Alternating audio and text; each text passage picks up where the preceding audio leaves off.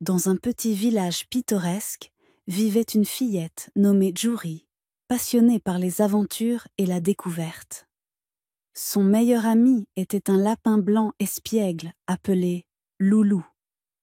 Un jour, alors qu'ils jouaient ensemble dans le jardin, Juri remarqua une enveloppe mystérieuse cachée sous un buisson de roses.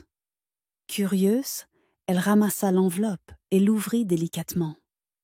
À l'intérieur, elle trouva une feuille avec des symboles étranges qu'elle n'avait jamais vus auparavant. Juri demanda à Loulou. « Qu'est-ce que c'est que ces signes bizarres, Loulou ? Loulou regarda attentivement la feuille et répondit avec un sourire malicieux. Ce sont des lettres de l'alphabet français.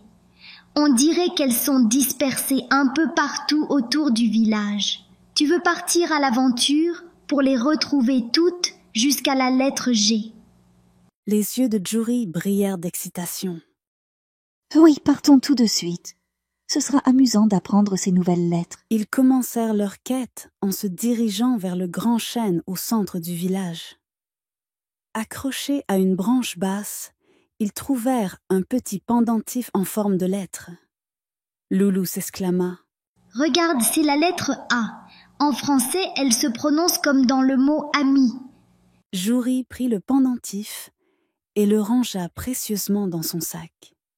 Ils continuèrent leur chemin vers la rivière scintillante à la sortie du village. Sur un rocher plat au bord de l'eau, une autre lettre les attendait. Juri la ramassa joyeusement. « C'est la lettre B. Comment la prononce-t-on, Loulou ?» Loulou expliqua. « On la prononce comme dans le mot beau. » Enthousiastes, ils traversèrent un petit pont en bois et entrèrent dans la forêt enchantée.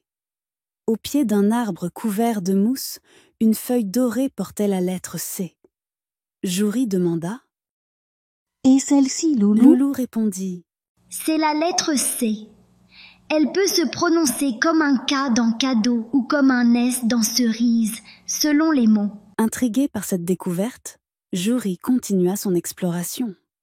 Un peu plus loin, ils trouvèrent la lettre D gravée sur une pierre lumineuse. Juri sourit. « La lettre D. Elle se prononce comme dans danse, n'est-ce pas ?» confirma Loulou en sautillant de joie. « Exactement. » Le duo se dirigea ensuite vers une clairière ensoleillée où un papillon coloré voletait autour d'une lettre suspendue à une fleur. Juri s'émerveilla. « Quelle belle lettre E. Comment la prononcer correctement ?» Loulou expliqua. « Elle se prononce souvent comme dans école, mais peut varier selon les mots. » Poursuivant leur aventure, ils s'arrivèrent près d'un vieux puits abandonné. Attachée à la manivelle, la lettre F brillait sous les rayons du soleil. Juri la prit délicatement. « La lettre F se prononce comme dans fleur, c'est bien ça. »« Tout à fait. » répondit Loulou avec enthousiasme. Enfin, pour compléter leur collection jusqu'à la lettre G, ils se dirigèrent vers une colline verdoyante. Au sommet, une girouette en forme de lettre tournait doucement avec le vent.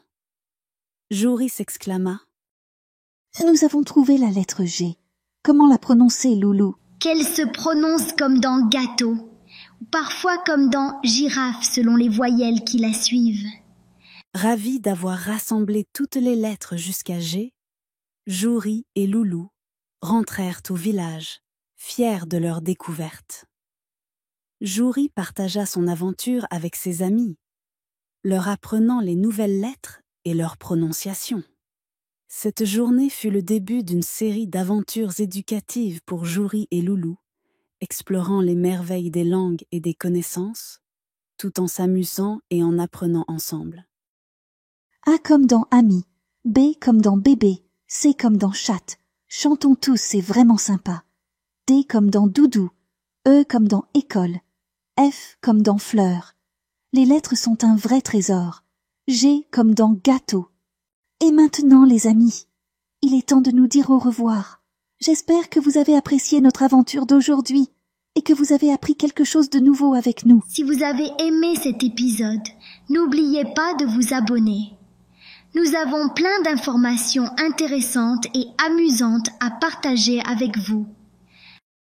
On On se retrouve dans le prochain épisode où nous découvrirons de nouvelles aventures et apprendrons encore plus de choses passionnantes. À bientôt les amis, et n'oubliez pas que la connaissance est une aventure sans fin. Au revoir.